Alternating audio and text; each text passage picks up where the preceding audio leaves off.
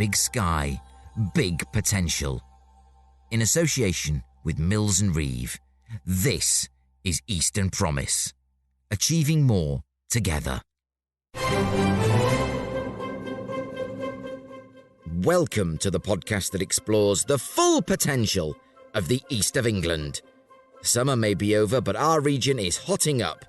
And here to share the best of the East of England is the Eastern Promise podcast.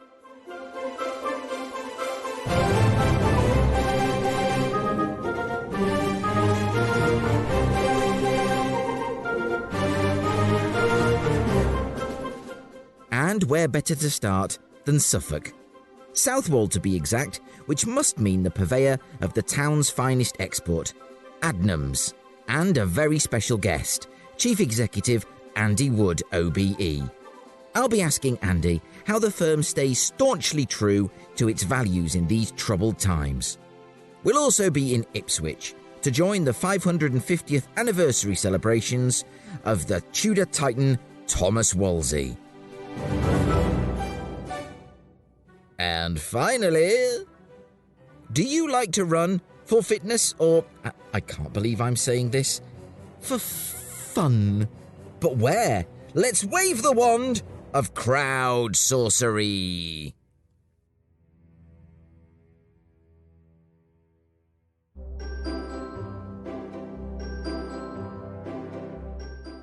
Southwold, on the Suffolk coast, is shorthand for a certain well-heeled gentility. It's a traditional seaside town that defends its charms with vigour. It's also home to Adnams, a family brewing and hospitality business that has a deep, symbiotic relationship with Southwold. It has pubs and hotels in the town and across the region, both owned and tenanted. And alongside making incredibly popular beers, wines and spirits, Adnams is an independent brand that's seen as a bellwether for the UK's brewing and hospitality industries. So, with a sense that my visit was long overdue, I headed to Southwold to see the famous Soul Bay Brewery and meet with Chief Executive Andy Wood OBE. Anyone who's watching the video of this will know perfectly well by now where we are. Yeah, quite. Somebody put it very nicely a minute ago to me that there is no Adnams without Southwold and there's no Southwold without Adnams. Andy Wood, OBE DL, Chief Executive of Adnams, welcome to Eastern Promise. Thank you so much for being here with us today. Well, it's nice to be here, Mike. It's been a long time, but we're talking at last. We are indeed. I have here a very lovely copy of the Adnams Annual Report and Accounts 2022. Yeah. Now, right through this is talk of Adnams' values, and I just wanted to invite you to sort of articulate those for the viewers and the listeners. Yeah, what are the Adnams values? Absolutely. Well, the values are, they are codified, sort of innovative and evolving. We like to think of ourselves as an innovative company that's continually evolving. Distinctive quality, so we are very serious about the quality of products that we produce, and then sustainable success. And that's not only from an environmental sustainability perspective, but from having a team of people who see this as a business that it's worth working for and are loyal to the team. To our regard for the built environment, for our regard to the social environment. We make alcohol for a living. I would argue that, it helps conviviality, it helps a party go with a swing. But also, if it's misused, it can do, personal and social harms. So we're very conscious of that as well. So I would like to think of ourselves as a responsible business in that regard. But it's really a sort of sense. This has largely been a family-owned business since 1872. We do have a public listing, but there are family members still working the business, and Jonathan Adnams is my chairman, and it's one big family. We don't always get on like all families, like all families, but by and large we do. But we have this sort of framework of values that runs deep in the business. I mean, that's something we will come on to, particularly on the ESG side. Yeah. But one of the other things that comes out of the report that struck me from your particular contribution to the strategic part of it was the investments in technology and being a data-led business. You opened a store in Bishop Stortford because the data said that that is a place that you should, there's customers there you want to serve. And that seems both strange for a brewery and actually obvious for a business. How do you see that progressing, those investments in technology and that being driven by data? Well, you're right. It could be seen as, counterintuitive to a brewery that makes beer and sells it to pubs. But more and more, and we saw this through the pandemic, more and more people choose to buy our products online. Any business now needs to deliver a good service to its customers. From ordering product to booking a meal in one of our pubs to a stay in our hotels. This is all data that's coming into the organisation. We have a big machine that crunches that data and tells us what people like, and we understand our customer base really well.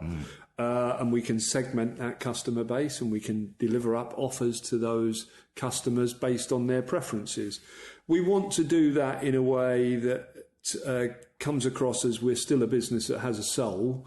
We don't want to be sort of freaky around that. We want to, communicate in a way that Adnams communicates.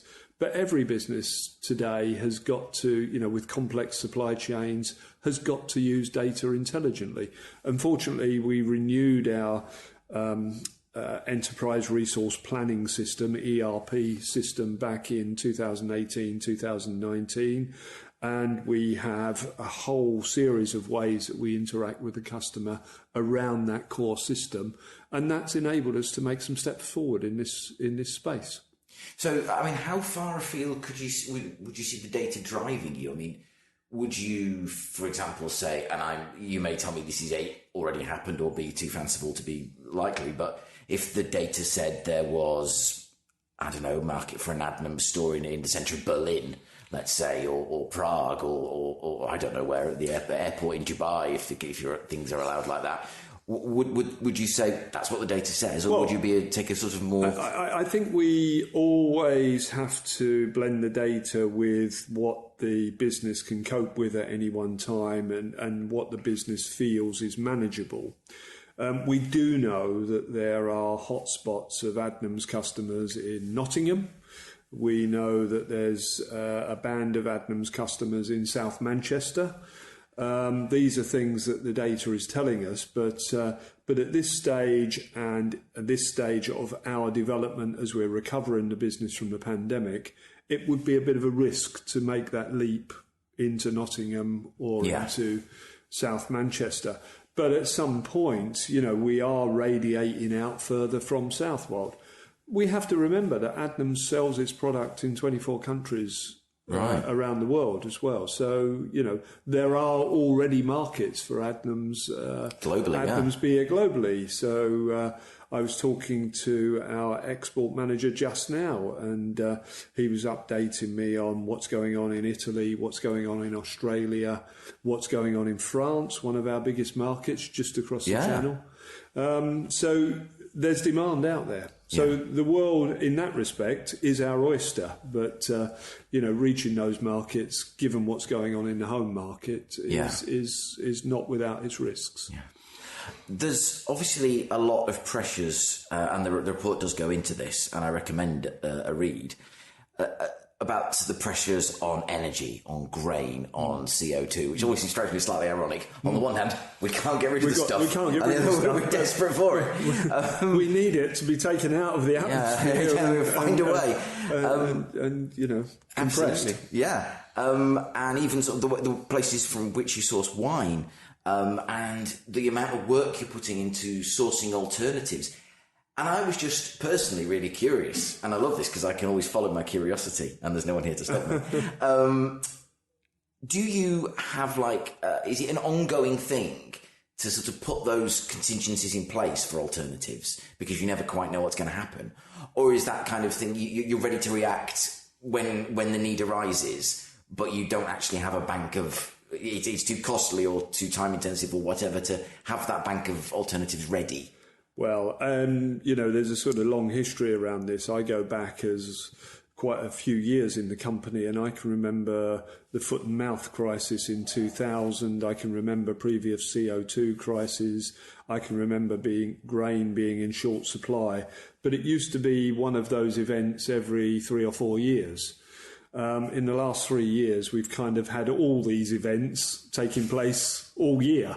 We mustn't become blasé about our ability to deal with them. But I think we have a more resilient business, and that's a more resilient business in two ways.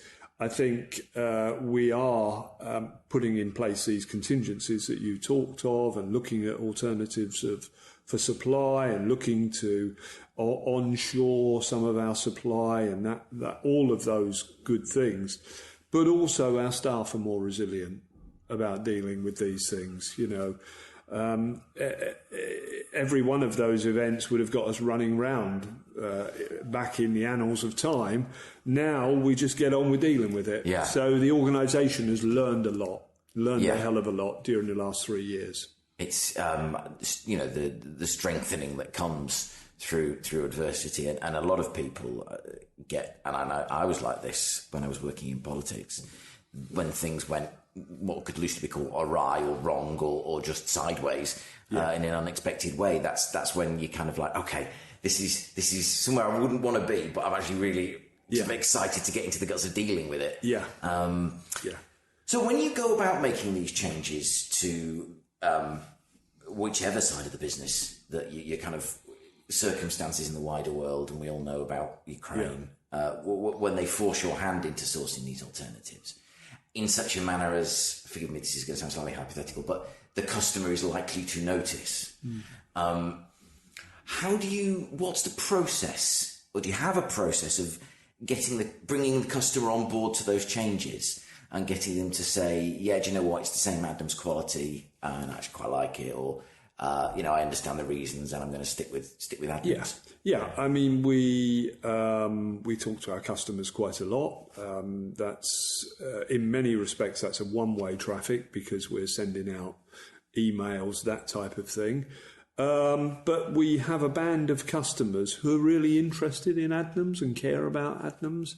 Some of them are very small shareholders, but there's a much wider group of people. Organisations such as the Campaign for Real Ale and things such as that. So we have an ongoing dialogue with our customer base. And we try and be as transparent as we can around this. This is one of the things that I think is really important in business, is to be as transparent as you can be. Yeah. There are some things that you can't talk about, but because you're just not allowed to talk about your financial results ahead of your financial results coming out, and this type of thing. But secrets in business are a bit of an Achilles heel. And we believe in being as transparent around what we're doing as possible. And that's what we do. Yeah. And that's what we do. And, this is part of that value of sustainable success. You've got to treat people as adults and you've got to be transparent with what's going on. Yeah, absolutely. I mean, that communication's key in bringing people with you, because they don't feel like sort of blindsided by change, which nobody likes. No. I mean, we don't always get it right. I mean, I can't sit here and say that we get everything right all of the time, but the intention is to be as transparent as possible and to tell people what's going on in the business as soon as we can. Sustainability that you mentioned earlier, whether that be environmental or social, has been an absolutely fundamental part, as you alluded, of Adnams' brand identity for a quarter of a century now. You've won 3 Queen's Awards for sustainability, hopefully a King's Award for sustainability won't be far away. And I was just drawn to what again back to the report, what the report said about waste and how you're dealing with that. And I'll come on to water in a minute. But waste, how is I suppose, forgive a basic question, what sort of waste do you produce, and what are your plans and thinking around it? Well, I mean, if you think of our manufacturing process, we have spent grains and hops And we put those back into the animal food supply chain. There's a nutritional value in it. Yeah. I mean, we were doing this, you talk about 25 years, we were probably doing this 40 or 50 years ago. We were, we at one stage owned a pig farm. Right. And we were feeding, spent grain to pigs. And there was a slogan. I think we've still got some T-shirts in our archive, Adnams pigs are happy pigs. So there's been this sense throughout the business for many a long year. And I think it comes back to where we are based, really. We're perched here on the eastern edge of England. When you get a North Sea surge and that coincides with a spring tide, the place down at the harbour gets flooded. The harbour inn gets flooded. Some of the posh beach huts can get washed away. So that's what sort of meant that it's part of the fabric of the business. So, it's as you say, been part of our ethos for 25 years or more, and will continue to be so. Yeah. Just because where we're located, among other things. Of course, we do it because it's the right thing to do. Yeah, absolutely. And I think it says that doing things the right way continues to guide us, is the opening part of your strategic report. And, I think the that comes through in the brand that you are buying a brand. Yes. That, reflects your values, reflects the right values. Well, thank you for saying that. Well, that's what I think. And I know lots of people who listen to this will think the same. I know it's become fashionable at the moment in certain circles to sneer at ESG, but that's not anything.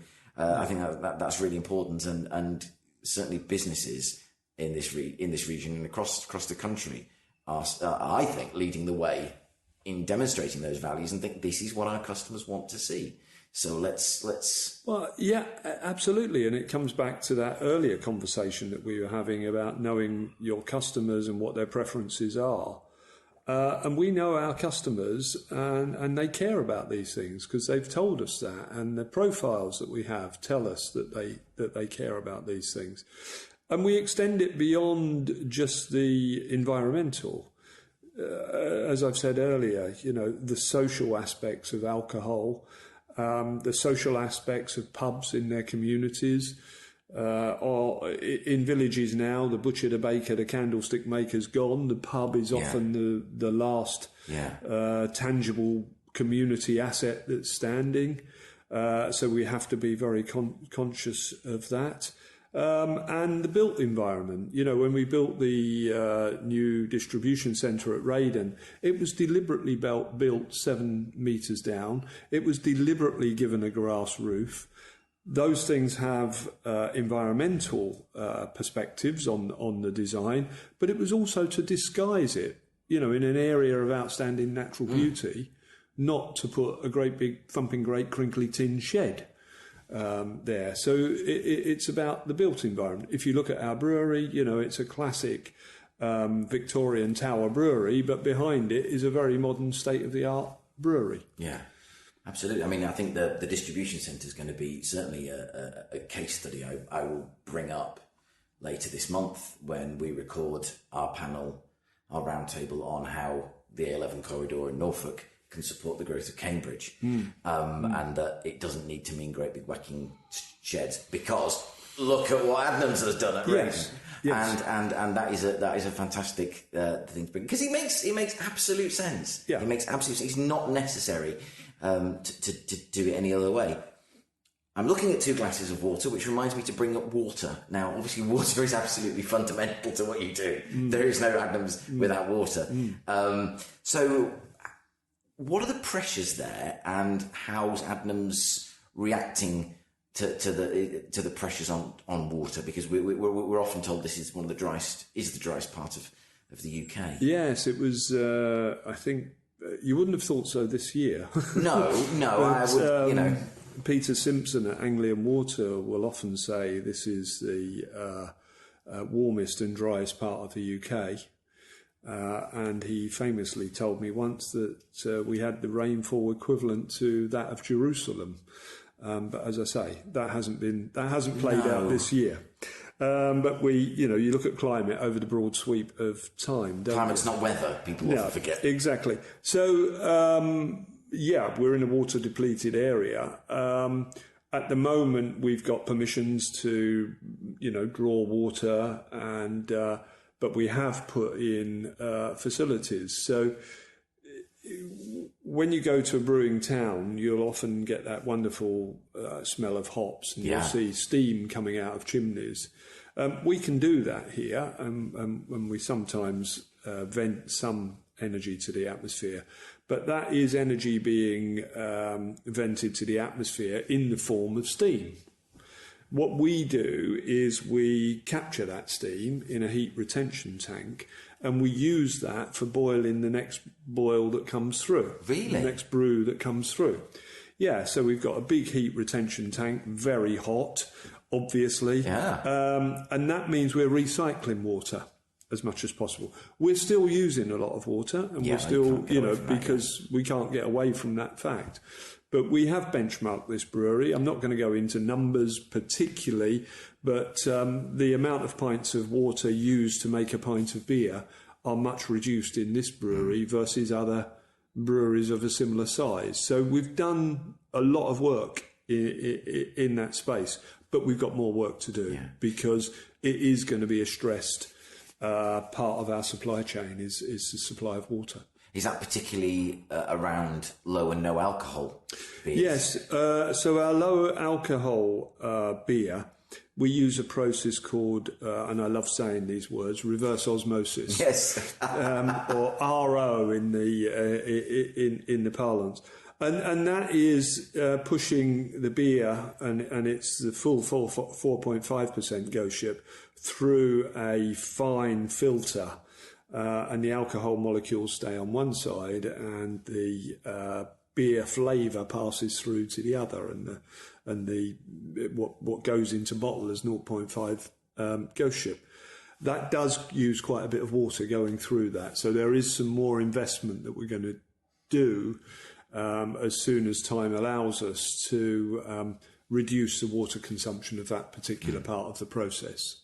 So, and how does the sustainability agenda in these buildings, in the Adnams brewery and additional sort of add-on buildings and distribution centre, how does that flow out into both the owned pubs and hotels and also the tenanted properties you let?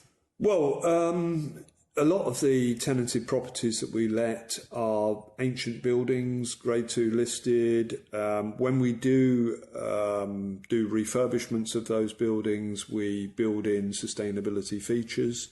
We encourage the use of solar where we can. We ensure that our boilers are the latest. We're trying to do everything we can, but you've also got to maintain the character of these buildings, because that's what people love about an English pub. So there is a bit of a tension there, but there's all sorts of other stuff that we can do around the edges of that. I mean, the vehicles that deliver to the pubs are running on hydrogenated vegetable oil. I think 50% of our fleet is running on that at the moment, and that trial will now extend probably to our whole fleet in the next year or so. Yeah, I read about that, about the trial. Yeah. You mentioned ancient buildings, and I am bound to bring up, and hopefully this should go out before it happens, the Eastern Promise live event, our first major live event in October, the 12th of October, 2023. It's an event at Jesus College, Cambridge. Right. Where we will be having 3 panels. The first panel will be looking at decarbonising heritage. Mm-hmm. The second panel will be looking at reusing redundant heritage and bringing that back online in a sustainable way. And the third panel will be looking at, okay, we want to do either the first one or the second one. Where do we find the funding to do that? We won't be going into why decarbonising is important, because everyone there will already know. Yeah. We'll be just getting right into the guts of how you go about it, and looking at places like Jesus College. Perhaps we should bring them here as well. Yeah. And say, look at what Adnams have done. Well, I mean, of course, you'd be very, very welcome here. But there are a number of case studies on the distribution centre. The wall, it's got a wooden frame. Its roof is held up by glued laminated beams, 90 metres end to end. The walls are lime hemp block. This was a building material that was used, hundreds of years ago, and it has tremendous thermal capacities. And the product is called hempcrete, and we were pioneers with the company in that. This was probably the first building at scale they did, and they were manufacturing blocks on site so that we cut down the construction miles. Way back in 2006, 2005, 2006. So the technology's been there. The technology that we used there, creating great thermal stability, the warehouse acting as a thermos flask, has been known for hundreds of years. Yeah. So you're onto something, really. Absolutely. So I look forward to that conference. Very good. Yes, absolutely. Well, we shall. I shall make sure you get a ticket. You've been, and I remember many times waking up in the morning and hearing your voice on the Today programme as a kind of a spokesman for the sector, not during the pandemic, but since with the cost of living crisis, on the pressures facing the industry. I mean, what's that experience been like for you? I mean, were you sort of sought out by the BBC? Were you, is it because you're a chair of a particular industry body?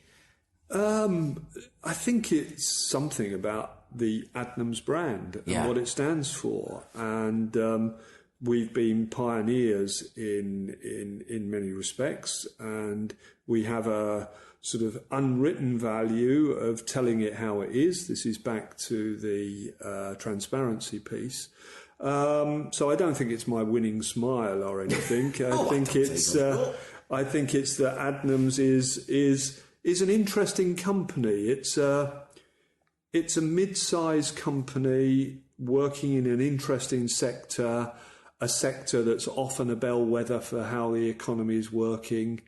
There aren't many great big brewers that are British owned now. There are, probably Brewdog. Yeah. But, the others are international global giants. Yeah. So who do they come to speak to? And they come to the east coast of England and speak to Adnams. Quite right too. I mean, this is something that's been struck me as I've been sitting here and talking to yourself is I think the answer to this is yes. And I think that's absolutely fine. But I'm interested to see what your take is. Is Adnams a high-end brand? Is Adnams a high-end brand? So I think we have our roots in rural Suffolk and serving a broad cross-section of customers in rural Suffolk. Our biggest customer base are probably 3 or 4 of the most affluent groups of people in the UK. So there's something about that. And how do you find high end? I think it's more of a mindset. Yes. I think it's more of a mindset. I think we appeal to people who like food. Our beers and our wines and our spirits. They want to know the provenance of them. So it's more a mindset rather than a depth of pockets thing that appeals to the Adnams consumer is, the Adnams customer. I mean, I think I'll tell you why I asked the question. I don't want to say other people aren't thinking, but they are interested in food and drink. Yeah. And think about food and drink. Yes. I mean, the reason why I ask is because it conjures in my mind as someone who's lived, I'm not from the east of England, but I've lived in the east of England for 23 years. Actually, no, more like 25, actually.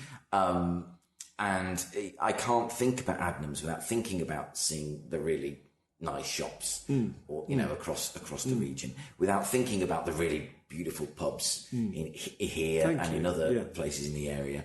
and the other people I talk to who consume Adnams products. And you're right, it is more of a mindset. It is more of an aspiration of an East Coast, East of England state of mind, for which we thank you for that. Well. So, how is Adnams staying ahead of the trends in consumption? You mentioned food and drink, in sort of eating out and the impact that's something mentioned in the report, the impact inflation's having on the cost of living, that people aspire to eat out, but they don't find it stretches. So how are you adapting to that and staying ahead of those consumer trends? We're very conscious of these consumer trends, and we always want people to be able to afford a pint of Adnams beer. So what are we doing?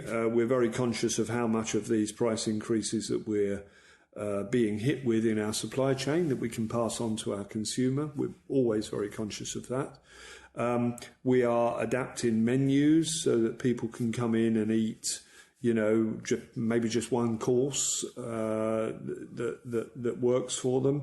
We're looking at our supply chain to see if there's anything that we can do that's more cost effective in that space. So we're working really hard, to enable people to still come out and enjoy a pint of Adnams beer and fish and chips in one of our pubs, because that's part of what makes the world go round. Yes, isn't a it? quintessential experience. And but it has been a very sort of traumatic 3 years really with the pandemic, and then the war in Ukraine affecting all the sorts of things that other people far more qualified than I will be able to talk about. But we're working relentlessly to still make that an affordable luxury for people, and to keep the pub really at the centre of people's communities. Absolutely. For as long, as Absolutely. much as possible. I mean, we own the bricks and mortar. But we see ourselves as guardians of community assets, really. You go into villages, as I've said earlier, often there's nothing in the village other than the pub where the community can come together. Yeah. That's an important thing to have in mind. Yeah, absolutely. Just step away for the rest of the interview from Adnams. Yeah. And obviously the government have now announced that LEPs are done, and no they more. are being wound into local authorities, combined authorities, Yes. however. And I just wanted to get, were the first chair, and that's where I first met you at a meeting in Westminster, the first chair of the new Anglia LEP. And I just wanted to get your reflections on your time as the chair, and those sort of first days, weeks, years when you got that kind of almost blank sheet of paper, and the government was probably, as all governments always are, a tiny bit vague about what it wants to achieve, but it knows it wants you to do it. Well, it was a very interesting period of time. I think it must have been about 2010, 2011. Yeah. The Cameron government had been elected in 2010, I think, and they decided to abolish regional development agencies. And I got into a debate with the government at that time, saying, why are you doing this? You've got 9 economic development units in the regions. Why are you doing this? They decided that they wanted to make that more smaller, less bureaucratic, and they wanted it to be business-led. And I think in East Anglia, I was in a lineup of people, and everyone took a step back, and I was the one who was left standing out there. But I've got to say, it was a really thoroughly enjoyable experience. Right, yeah. Very tiring trying to do that with doing this job. It meant early morning starts. It was not unusual for me to be meeting people at 7 o'clock in the morning and still working at 8, 9 o'clock at night, because I was doing this during the day. But it was a fantastically rewarding experience, and I got to meet, hundreds of small, medium businesses around East Anglia. I got to spend some time and see how government works, or at times doesn't work. Yes. We had a flush of new intake MPs who hadn't then made it into ministerial roles and didn't have the battle scars of a decade in office, and were very supportive. The local authorities were very supportive. Suffolk and Norfolk worked together like they'd never worked together before. Mm-hmm. It was great. And then we tried to get a devolution deal for Norfolk, Suffolk and Cambridgeshire, which, I still regret we didn't get over the line, because that would have created an economy the size of Greater Manchester. Yeah. I mean, we would really, truly have sat at the top table if we'd managed to pull that off. Unfortunately, we didn't. I still get asked to this day when I do interviews in Cambridge, why didn't that happen? Yeah. And, I don't expect you to give me an answer. I have my suspicions. And everyone kind of likes, it's sort of like everyone goes, they do, it's because of them. These things happen the way they happen, and political pressures happen at every level. Yeah. What do you think about where the LEP is now, as it sort of is sort of disaggregated into the two county councils, and how well do you feel it achieved the objectives and the visions you had for it in those early days? I mean, we set out sort of four priorities. I don't want to sound like a politician, but we set out four priorities right at the start. Chris Starkey, myself, we had a person who helped us with the admin, and someone brought their dog in as well. So there was sort of just a handful of us. We set out some priorities, and those largely got carried right through. Yeah. Really. So we started something off. I think, it's always difficult, but I think Chris Starkey and his team there have a body of work that they can point to. Yes. And say they did a pretty good job for the two counties. And I think, it's difficult to criticise anything there. I think they've done a good job. Yeah, absolutely. The LEP will get folded into the Norfolk County Council and Suffolk County Council, and they will have their own economic development approach, and they'll find their own way. And Chris, I think, has gone in at Norfolk County Council, and he'll be a great advocate for business within that institution, within that organisation. Absolutely. And how would you like to see the links between Norfolk, Suffolk and Cambridgeshire grow over the coming years? Well, you touched on the A11 corridor between Cambridge and Norwich. And at one end you've got Norwich Research Park, at the other end you've got the science parks in Cambridge, you've got the University of East Anglia, you've got Cambridge University. There, you've got Lotus Cars along that corridor as well, and some other fantastic businesses, Warren Engineering at Thetford. There's a huge opportunity there, there's no doubt. I think, we need to come together around the tourism and visitor economy. There's no doubt about that. When someone visits East Anglia, they might go and do a bit of shopping in Norwich. They might go to the Norfolk Broads. They might visit Southwold, or go deep into Suffolk, into Bury St Edmunds or whatever. They're not swayed by sort of artificial political boundaries. And I think we need to think about the customer. As a businessman, you need to think about the customer. And I think as, our offer to the rest of the UK and internationally, we need to think about the customer and how they view us. Yes. I read an interesting report the other day that said the South East and East Anglia are still really showing some economic growth, which is great. Part of that is our proximity to London. But we've got a strong identity here if we can just bring that all together and package it up in a way that the customer understands.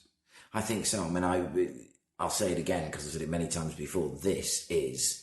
I know there's been a bit of a setback in the seas off Lowestoft and Yarmouth with Vattenfall and the Boreas wind farm. However, that doesn't change the fact that the wind blows really powerfully there, and that's a really great spot for it. This is the most exciting time to be in the east of England. This is the region that has it all Other regions have bits, but we've got the science, the life science, the plant science, we've got the energy sector, we've got creative sector, we've got food, the potential. And we're the nation's breadbasket as well. Yeah, virtuous circle between science, food production, agri-tech is immense. Yes. So what an exciting place to be. Why would you want to be anywhere else? No, absolutely, absolutely. I was talking to a Japanese, as I ended up during Cambridge Tech Week, a Japanese data startup from Kyoto, and sort of saying, why should we come here and not London? And I was like, well, London, you're just a face in the crowd. Here, you can't go around the corner without bumping into someone you know and have a chat with, and it's so warm and friendly that you wouldn't really want to be anywhere else. Yeah. And I absolutely doing your job, doing your bit for East Anglia. Absolutely, that's why we're here, and that's what I mean. Look at this. I can talk to people, friends from all over the country, and they say, "Oh, I do like a pint of ghost ship." Yeah, very nice. My personal favourite as well. I have to say, I'm not just saying that because you're here. No, good. Keep up the good work. Absolutely. Adnams is an amazing brand, and we're very proud to have it as such a fundamental part of the East of England. Andy Wood, thank you so much for your time. It's been an absolute pleasure. It's lovely to see you around things like the Norfolk Show, but it's even better to meet you here in Southwold at the heart of Adnams. Thank you. It's great to be here, Mike. Thank you.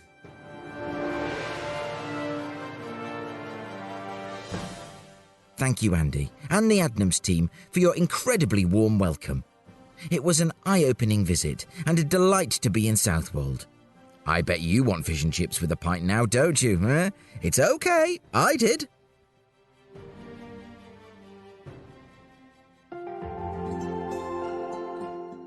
According to real estate firm Grosvenor, a quarter of the UK's homes are historic buildings, for which read pre-1919.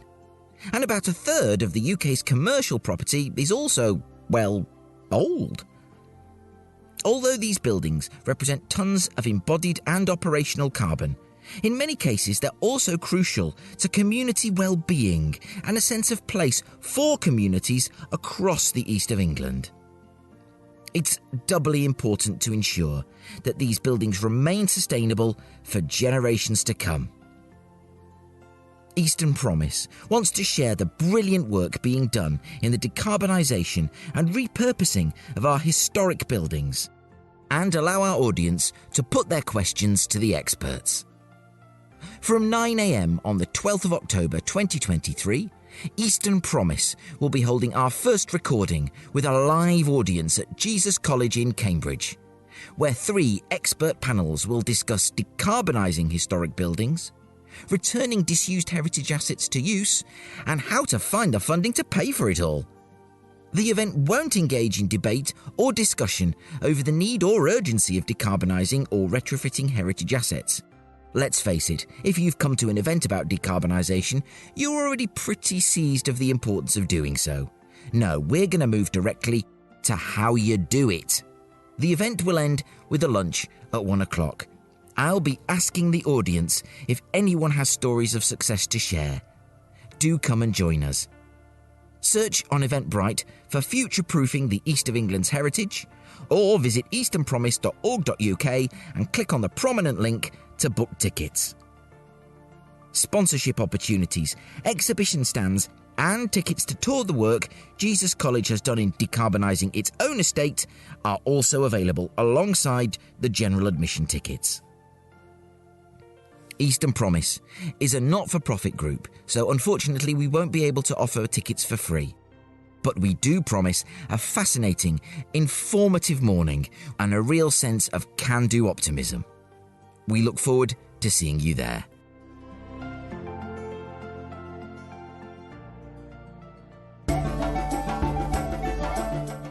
Over centuries, Suffolk has blessed the nation with some of our region's greatest names. Constable, Gainsborough, George Orwell, P.D. James, Ruth Rendell, Ed Sheeran. Amidst these cultural titans, one name stands apart: Cardinal Thomas Wolsey. Exactly 550 years ago, this political titan of the Tudor age was born in Ipswich and attended Ipswich School. Wolsey entered into the political intrigue of the Tudor court as Henry VIII's chief advisor. His statue sits, quite literally, in the heart of the town. And it's a fascinating fact that Wolsey gifted the riverbed of the Orwell to the citizens of Ipswich, who are never ones to let an excuse for a party go to waste. The Thomas Wolsey 550 project began with an exhibition in the Hold, the Suffolk Archives building just off the waterfront, and I journeyed to Ipswich to join the festivities. Amid the marble grandeur of Ipswich Town Hall, I asked Emily Shepperson of the Suffolk Archives to tell me more about the Thomas Wolsey 550 project.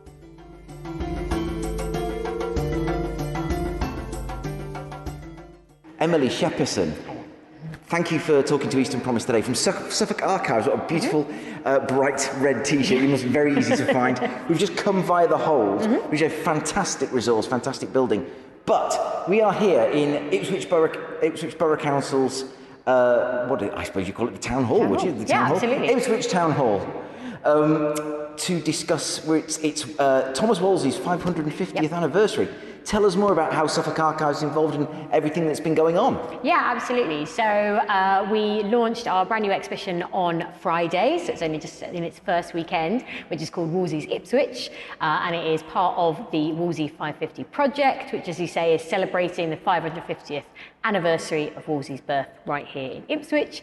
So we've just opened the exhibition, which explores all of Wolsey's connections to Ipswich, his legacy, his life, and how he's remembered in the town today as well.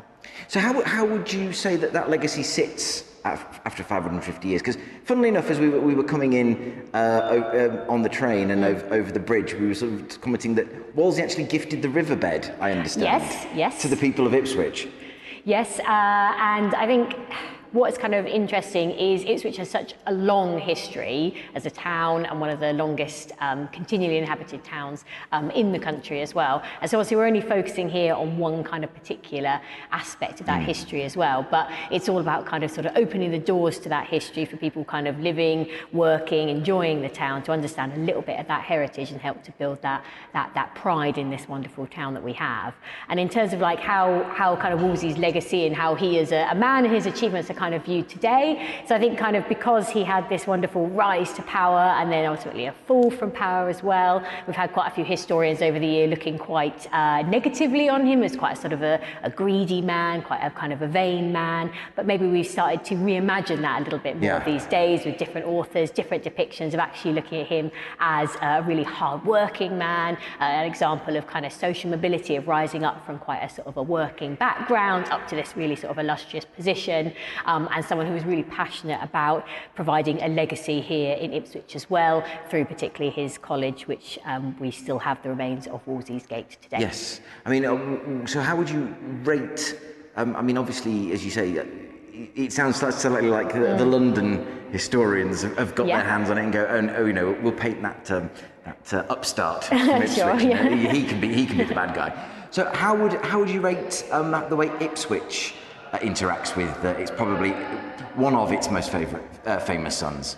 Yeah, absolutely. I mean, sometimes on the surface of it, people might think, oh, I don't know, do we have much reference to Thomas Wolsey and kind of Tudor Ipswich in the town? But once you actually get your kind of eye in, or you start to know a little bit about Thomas Wolsey, you find particularly his name crops up absolutely everywhere. So we've got a wonderful statue of Thomas Wolsey that is over on Silent Street in one of the oldest kind of parts of the town, which a lot of people will recognise. But as well as that kind of physical kind of monument, we have so many different streets and areas that are named after him. So we have Cardinal Park, where the big estate is with the cinema and all the restaurants. Yes, we passed that as well. Yes. We've got College Road, we've got College Street as well. We've got Wolsey, different kind of named buildings as well. So his name and his kind of legacy is, I think, kind of intrinsically fed throughout the town as well. And then as part of this project that we've got the exhibition for and everything we're doing this summer, we're starting to kind of get a bit of feedback from people of what else might you like to see, how else would you like to see both his name but also what he stood for represented in the town today as well. So hopefully it's an ongoing conversation. So tell us quickly a bit more about the project and how that sort of came into being and how it sort of proceeded through things like the arrival of his hat on this Thursday just gone, and how people can still get involved sort of going into the rest of the year. Yeah, absolutely. So Suffolk Archives is just one of the partners as part of the Wolsey 550 project, which is led by Wolsey 550 CIC. But kind of our part is we've got the lovely exhibition, which, as you've just touched on, has got one of the star items is Cardinal Wolsey's hat. It is a fabulous exhibition. I urge everyone watching this to go and take a look. We did have a look round and saw our friends at Urban XR had done a fantastic augmented reality piece sort of showing what Wolsey's Ipswich would have looked like from his point of view. Yeah, that's really lovely, and I think it's a really great way to kind of visualise kind of better, because often you can see an old map and you can see the interesting parts of it, see the map today, it can be hard to piece the two together, as it's a great way to be able to see that footprint, particularly of kind of Wolsey's College right over kind of modern day Ipswich. And then as we go on through the summer, obviously the exhibition runs right through to the end of October, but as well as that, we're doing things like we're doing today, where we're coming to different events, both in Ipswich and around the county as well, to talk a bit more about Wolsey and the project. We're always open for people who want to get involved and volunteer and help out with what we're doing. And then there'll be more events and activities to come over the next year as well.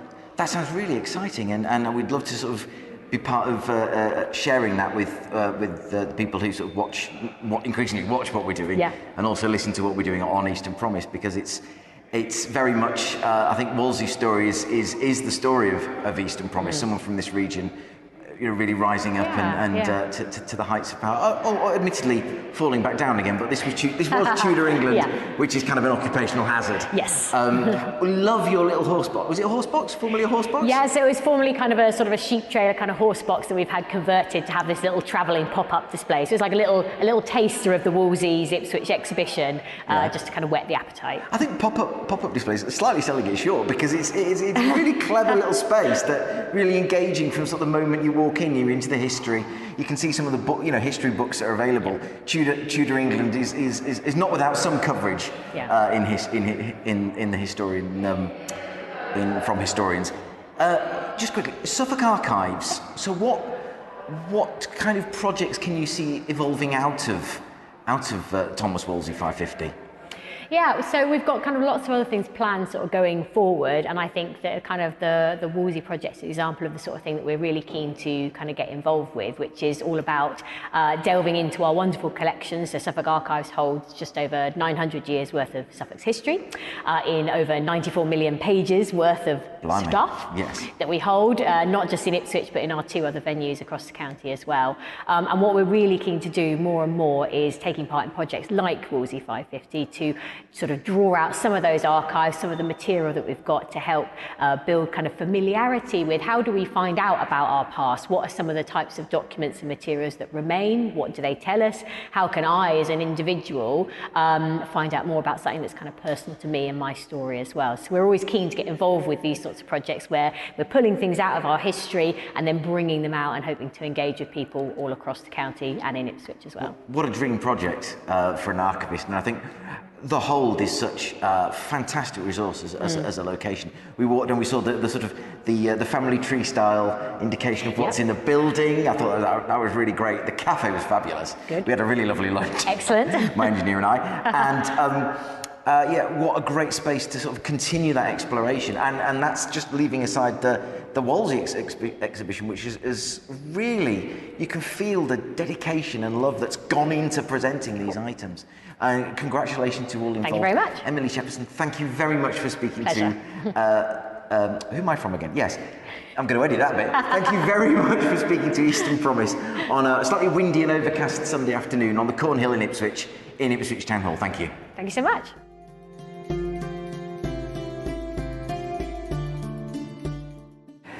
Kath Cockshaw, Project Director of Thomas Wolsey 550. Fantastic. How, the exhibition, the events you've put on, and it's still not over. You must be already sort of exhausted, but you seem full of energy. I'm quite tired today, I have to say. It's been quite a busy week, but it's been fantastic. So we've launched the exhibition at the Hold on Thursday, technically. We had a hat parade for a class of children to come and understand the story of Wolsey's hat, which was a replica that arrived on the Orwell Lady boat Thursday lunchtime. And with that procession, we just kind of wanted to get over something of the pomp and ceremony about Wolsey himself, a flavour of the man, and how important that hat was to him as a symbol of his power. Now, I'm very familiar with the tyranny of the blank page. So when you first sat down as your day one as a director of Thomas Wolsey 550 in front of that blank page, were you fizzing with ideas, or is it like, oh my God, how are we going to do this once in a lifetime event justice? Well, the idea came from Paul Clement and directors at Ipswich Central. And by the time I came on board, a couple of workshops had taken place with people who then became the project board. So they were representatives of the university and cultural organisations across the town, also the two councils. And so some thought had gone into what could this massive anniversary potentially hold for Ipswich? What might the programme look like? And quite quickly we established that it would be an 18-month programme, and essentially it's like one big long conversation with the people of Ipswich to find out what they want from heritage and culture in their town. And Wolsey is a very important son of Ipswich, obviously, and there's so many stories about him and his incredible rise to power through the Tudor courts that are worth telling. But also, Wolsey's story is something that we are talking to schools about, so school children across all communities. I'm losing my thread now. I'll stop. So Wolsey's own story was one of him coming from humble beginnings in Ipswich as a child. His education was sponsored by an uncle, which meant that as he did well in Ipswich, he was then taken into Oxford. So he entered Oxford University at a very young age. I believe he graduated at age 15. And from then on, he spotted opportunity after opportunity, and that's what he's really known for. And so he's had his detractors over time, as we well know, his critics throughout history. Jealous people, I think you mean, yeah. Exactly. But Wolsey was first and foremost an educationalist, and he championed education not just for the rich and the entitled, but for everybody. And so this is something that this is like a kind of feeling that we put through the whole project. So the education programme is 12 months long. We've already done some wonderful engagement with schools. So Cardinal Wolsey, Phil Roberts, has been going out with our education coordinator, Hannah Houghton, going to primary schools across Ipswich. And now Wolsey goes there and he tells his story. And now when he goes to events, people recognise him. School children run and go, "Mummy, Mummy, I've seen this man before. He came to my school in the week." So it's that kind of organic heritage engagement. So with the football, which is exciting. And the football, we did Where's Wolsey? Where's Wolsey? Here he is. At Ipswich Town Football Club. Brilliant. And there was Wolsey in his red robes in the crowd of blue with his hands aloft. It's fantastic. I've got this vision now of you, so this flip chart of ideas, and you write one down and you go, is that a bit... No, actually, I think that'll work. Well, that's modern heritage engagement. Yeah. That's how you give people a good time. Exactly, a good time while they're learning about their history. And it's relevant to them. You have to make it relevant to young people today. So that's working really well. We're just having such fun on the project. Now, later in the autumn, Eastern Promise is going to be holding an event at Jesus College at Cambridge, looking at how technology can be used to increase engagement with heritage, and the work you did with Urban XR to really bring an augmented reality version of Wolsey's Ipswich to life. What can you tell us about that? Because that we hope that's going to form quite a sizable part of the event. So talking about what you've done. Yeah. So. When a project like this starts, it's kind of important to have something to show people from the beginning. So there was the thinking behind that.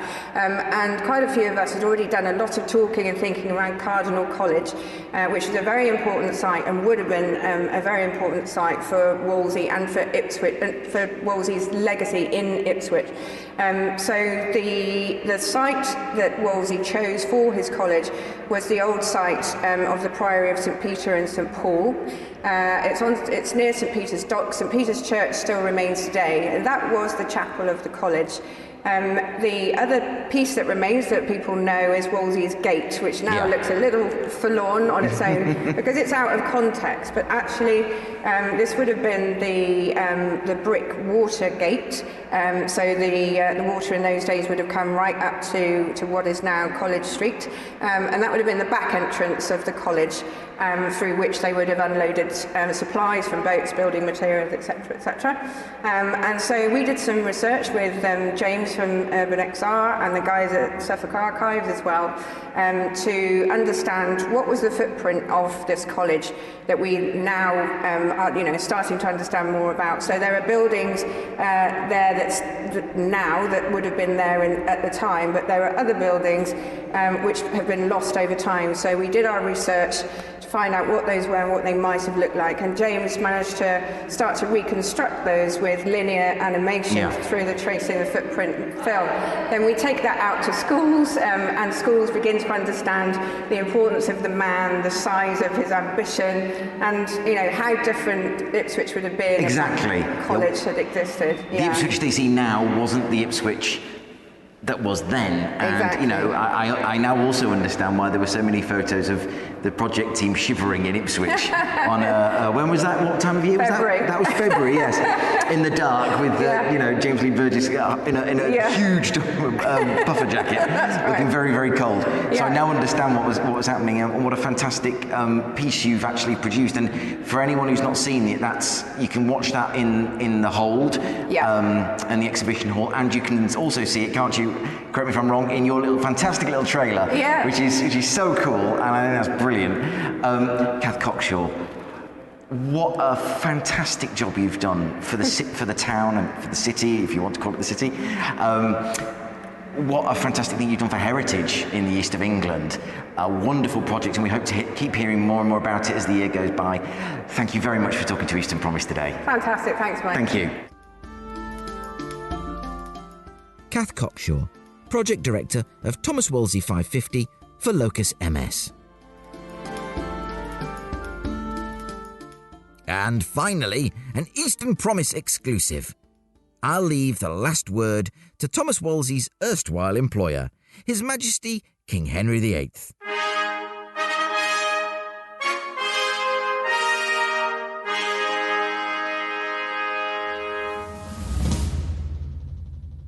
My beloved subjects, it hath been some time since I last made progress to this small town of Ipswich, and of all the losses in the world, time is the most incurable, for it can never be redeemed.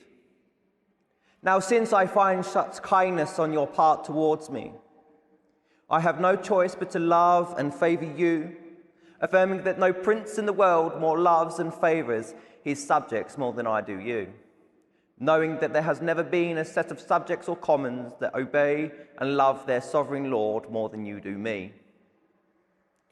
To my Lord Cardinal, be of good cheer, for this is your day. For not only have we come to celebrate the good service you do unto us and our realm, but we are here to celebrate your birthday with the highest and most grandest of celebrations. And if any man should come to try and charge you, and the entreaties reveal no remedy, deliver them my ring, and tell them, my Lord Cardinal, that you are my servant and you do my bidding. For there has never been a most loyal and trustworthy subject than you, my Lord Cardinal. You are an honest man of humble nature. As St. Paul said in the 13th chapter, charity is not envious. Charity is not proud or greedy. Charity is love. Charity is gentle. Be in charity with one another like brother and brother. Love, dread, and serve God as your supreme head and sovereign Lord and God's minister and vicar here on earth. I exhort and require it. For I would not be fulfilling my duties as your sovereign lord if I let such qualities of charity go amiss.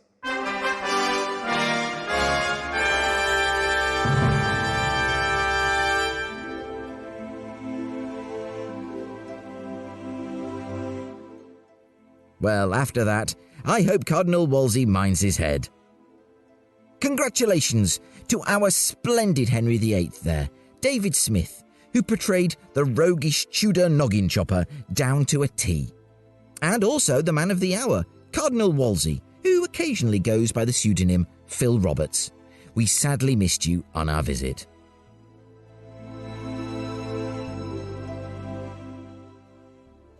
There's still plenty of time to get down to Ipswich and see the Thomas Wolsey 550 exhibition for yourself.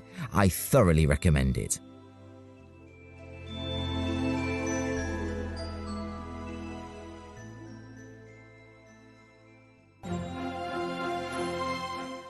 And now,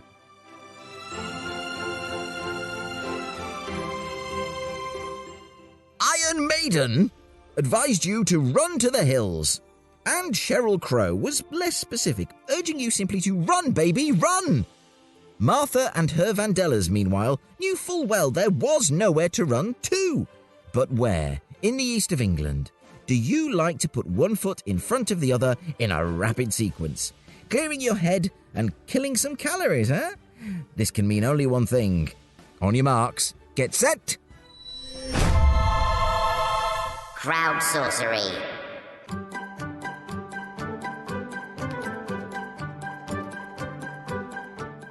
Yes, crowd sorcery. Slapping on the big numero uno and showing us all a clean pair of heels is David Powles, Chief Executive Officer at Norfolk Community Law Service. Whittling and Broad, Mike. As you know, it's my happy place. As long as you keep your mouth closed to avoid the flies in summer. Oh, and running anywhere with my pals from Wyndham AC, the best club in the world. Do you know, I do know David. That's where you and I had that very enjoyable chat when David shared his reflections from his career as a journalist and editor of the Eastern Daily Press. It's well worth a listen, and I've put a link to the interview on the LinkedIn post for this very episode. Second off the line is friend of the show, Tarquin Bennett Coles, Senior Partner at SCI Partners, Advisor for Guynai Me Limited, Pro Bono Mentor for the Homerton Changemakers and Careers in Healthcare Supporter for the MBA and EMBA students at the Judge Institute. Tarquin has given us a very fine route around Cambridge, which I shall now share with you. Says Tarquin, when I get into Cambridge, then the towpath run to Milton and beyond is lovely. Also the backs and the route used for the Cambridge half, covering Grantchester, Newnham, Trumpington, is nice. Locally, I like the path behind Teversham, or the loop from Fulbourn to Addenbrooks. We have lots of nice, flat routes around Cambridge. Whilst I would argue that the east of England is more gently undulating than flat, I'd certainly agree with Tarquin that it's not hard to find a gentle route that avoids much in the way of gradient.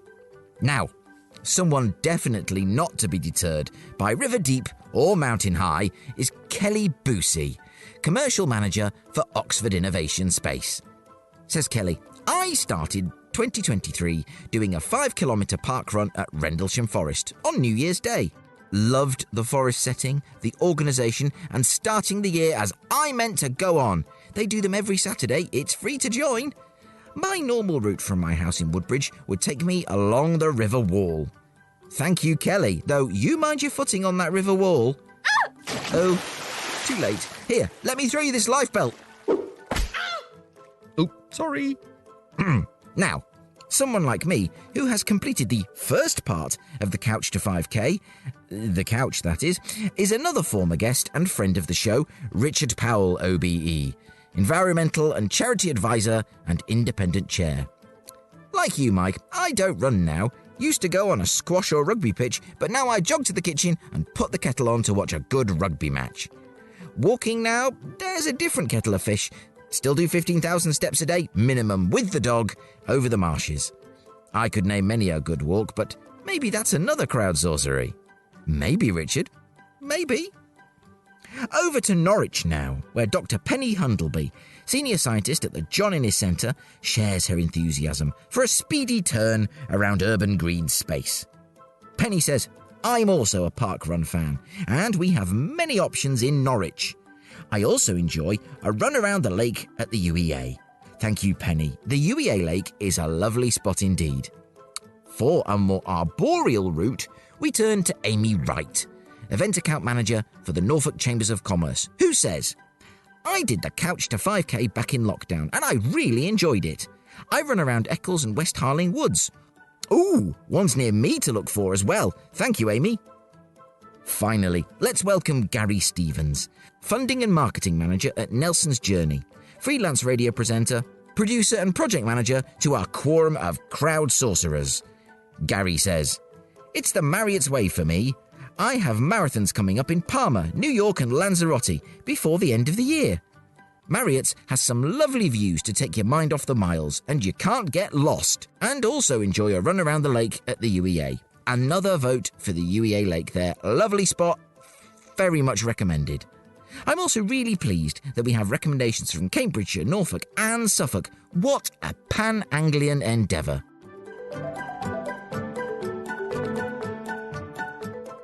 And there it is, my friends. The end of our first episode back after the summer. Though summer doesn't seem to want to leave us just yet. Next week, we'll be kicking off the first of our series looking at how professional sports clubs are working hard in and for our communities. I'll be leading our Eastern Promise flock to the Nest, home of Norwich City Community Sports Foundation.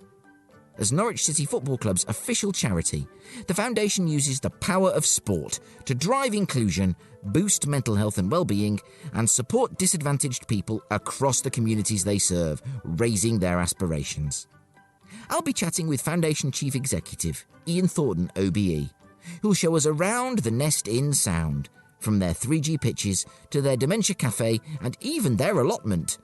Kick off next week. See you on the terraces. Do bring the half-time orange. Until then, thank you so much to Andy Wood OBE DL, Phoebe Robson, Cheryl Burgess and all the Adnams family for their very warm welcome. Similarly to Kath Cockshaw, Emily Shepperson, the unseen yet vital Alison Tipping, and His Majesty, the wonderful Henry VIII, David Smith, who spent a blisteringly hot Sunday afternoon on the Cornhill in Ipswich, sporting the most prominently phallic woven codpiece I have ever seen, and have subsequently not been able to unsee. To Engineer 49, who was present both for my interview with Andy and the Eastern Promise Jolly Chaps outing to Ipswich for the Thomas Wolsey 550 celebrations. His attempts to requisition an even bigger codpiece than Henry VIII's have so far been denied. I don't have the budget. Neither does he. Thank you once again. Please do join me next time, but until then, bye for now.